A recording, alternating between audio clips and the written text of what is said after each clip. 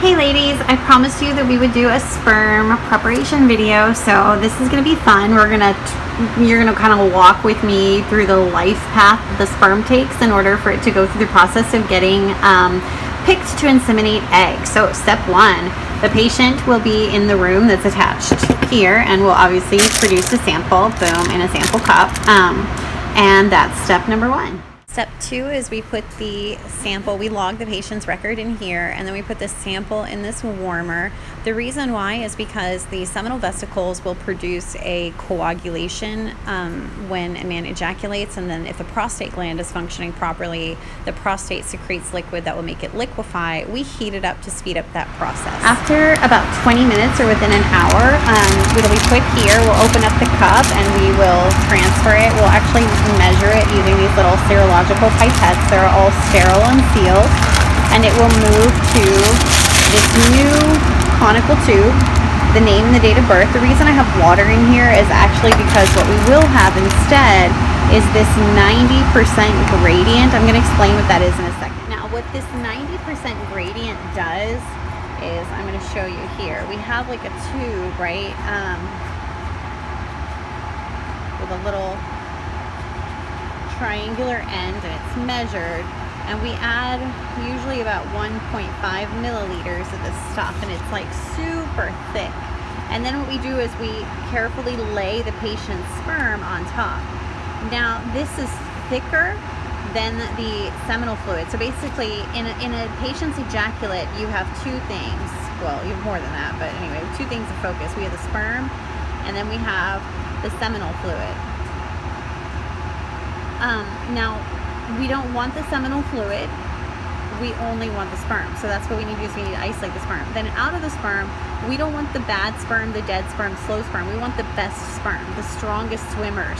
So basically what we do is we use the force of gravity after we lay the sperm on top, and we take it over here to this centrifuge. We have to actually balance it out. So, you know, this is, for example, about 3 milliliters. So pretend it's 3.5 because that's the one that I picked, and then we shut it. And this is called a centrifuge. It actually spins everything around, and we just turn it on like that, you know, and it starts to spin. I'm actually going to just turn it on and then turn it off so you can see it kind of spinning. So it'll spin extremely, extremely, extremely quickly, and that force of gravity will force the strongest sperm, the top 10%, down into this little bottom. It'll make like a pellet. You obviously can't see it because I didn't do it. And then this is one of the secrets of all embryologists, is we know how to open caps with one hand. Wasn't that cool? Pretty cool, huh? Anyway, then we have these little sterile, they call them transfer pipettes. And what we'll do is, I'm not going to do it because, but anyway, we'll suck out everything except the very, very bottom tip. So the reason we're going to do that is because all this stuff on top we don't want. We don't want the seminal fluid, and we actually don't want the gradient. We just want the top 10% of swimmers that, through the force of gravity and that centripetal force, the spinning force we subjected them to, they're able to make it all the way down to the bottom. So this is really a big, you know, big step number one as far as purifying the sperm, but we're not done yet. So now that we've done that, we actually want to go ahead and wash out the gradient. So there's this other fluid media. Somebody tied this one up. Yeah, I jinxed myself when I said that we have the secret talent. Okay, here we go, got it open. So this is actually expired product, which is why I'm going ahead and opening it to show you. We have a lot of these for demonstration in our laboratory refrigerator. So then we go ahead and we mix it with the pink stuff, which is basically essentially a wash, and it's going to get rid of any residual gradient. And then we're going to do the exact same thing. We're going to put it right back in the centrifuge. And we're going to spin it again and make sure. So we're going to make sure, again, to, you know, pretend it's spinning, la-di-da-di-da, and it stops. And basically, that's going to take off all of the crappy stuff. You know, we've rinsed it off. It's gone down again. We do the other step again. We empty it out, and then we get to the fancy schmancy part. So Anyway, the last step after we wash it, some labs will resuspend it in new fluid, and some will actually do what we do here, which is just put, excuse me, a very thin layer on top. It's not working now. I can't show you 2 layers because it was water, but it wasn't obviously the media.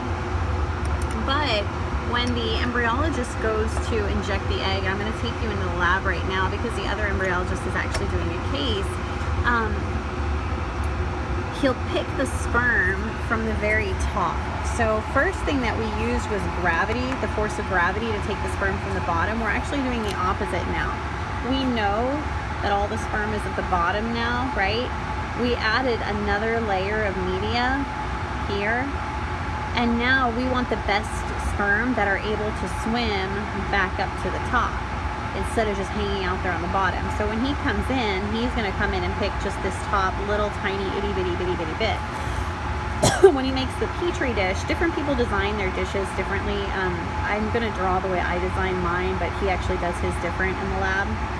But we put a little, or at least I put a little tiny drop in the middle, and that's where the sperm is. And then just put these other little drops on the outside, and I'll show you in a minute in there, and lay it over with oil. And then you'll see his sperm's in the middle. He's going to come in with his microscope, take up one sperm, go in here where he's put the eggs, and inject. Come back here, pick up another sperm, go in here, inject the eggs, come back here, pick up another sperm. He'll do that until all the eggs are done. Give me 1 second. Okay, everybody, this is Kui. He's been doing this for a long time, and he is picking up sperm. So you see there, he chose a sperm. 1, 2. 2.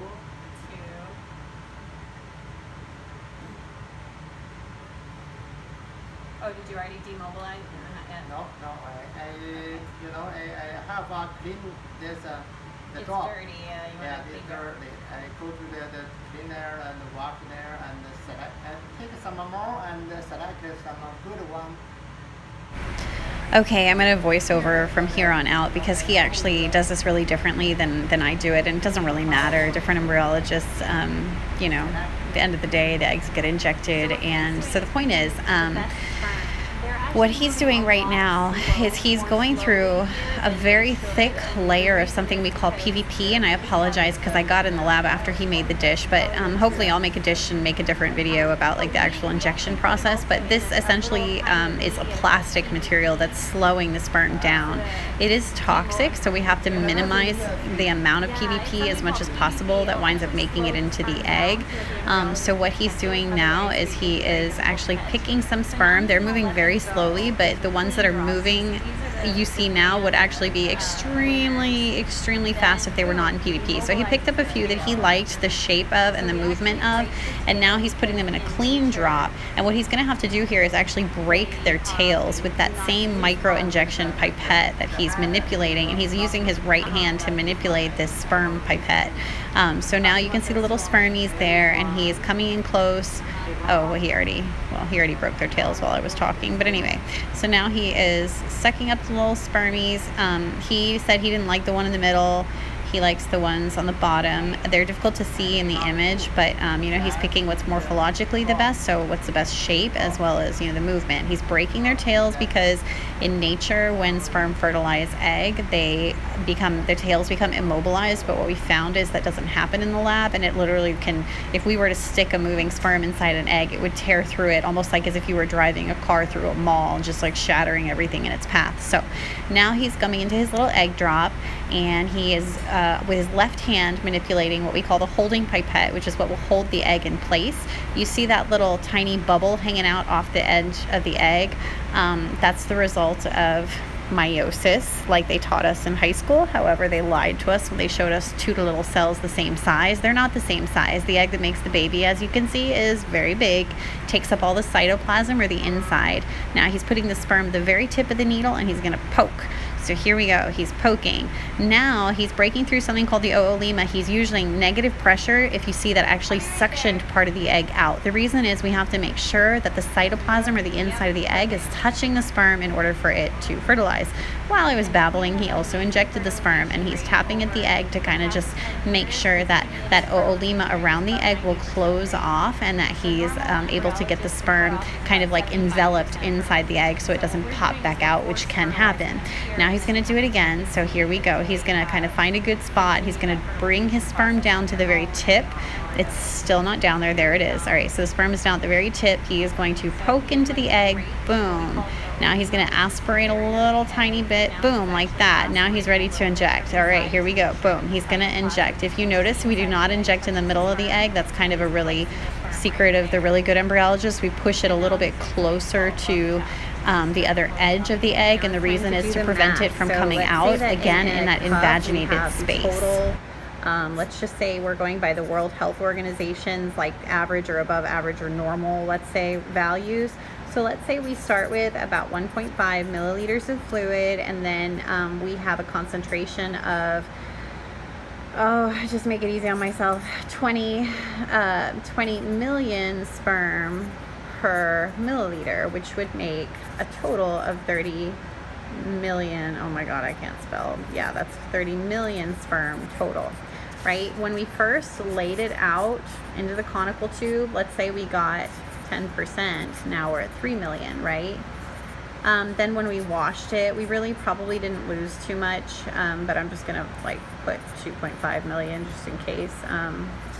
And then when we did the little swim up and the embryologist comes in, he's really only picking a few hundred sperm, so the numbers go down quite quickly, and then obviously the very final pick is just going to be him coming in manually and picking the ones that look the best in the dish.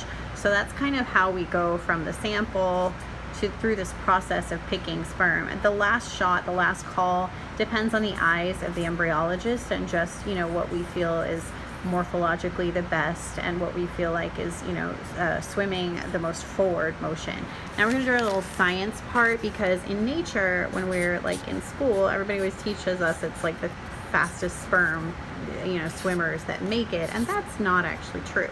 So when we ovulate, this is the ampulla portion of the fallopian tube right here. Like if we divided it into three, it would be this part, the third that's closest to the ovary.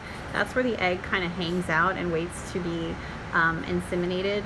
And so when all the sperm are coming, the egg is surrounded by this fluffy cloud. You couldn't see it in the video because we had already stripped it, but I'll try to make another video if I can about that. But anyway, it's surrounded in this fluffy cloud called cumulus cells, and the cumulus cells do a lot. One of the things they do is prevent, well, anyway, we'll talk about that in another video because I could go on and on for that. But anyway, so when they tell you the fastest sperm is the one that makes the baby, that's kind of a lie, because it's more like armies and armies and armies of sperm. The fastest are actually the ones that die first, because they kill themselves breaking down this first wall of cumulus. So the sperm, they're all swimming, but in different times of their life, they become hypermodal, or another word for it is activated, and the activation happens at the little head of the sperm. It's called the acrosome. So that suddenly is capable of making it here and fertilizing the egg, but when they find a cumulus, they basically give up their life to kill that, to break down that first wall. Then the next batch of sperm become hypermodal, and then they break down the wall, until finally in nature, you know, the very maybe like, you know, one of the later batches to become hypermodal, the sperm that originally slower are the ones that finally come and wind up inseminating the egg. So it's kind of a lie when we tell you that it's the fastest sperm that makes the baby. The good thing about this whole process is it's not until the very moment we're going to inseminate the egg that we pick the very top part of here. So what we want the sperm to be hypermodal at the time of insemination. So just because sperm made it down this 90% gradient and made it through this wash doesn't mean that they're the winners, because they might have already been using up their energy resources. When it comes time to actually, you know, inject the egg, they've gone kaput. So we pick the sperm that are hypermodal at the time of injection. So it kind of, again, goes all back to the eyes of the embryologist, and that's the process. If you have any questions, let me know. But thank you so much for kind of, you know, participating in this video. Oh, yeah, and look at this ugly logo and tell me if it's cute, because they're asking me for a logo for the South Florida Fertility Expo, and I'm not an artist, and I asked a graphic designer friend to do something for me, and she said something really horrible I don't even want to talk about, but in her belief, what I do is like a bad thing, and that this is not what God wants, and I don't even want to go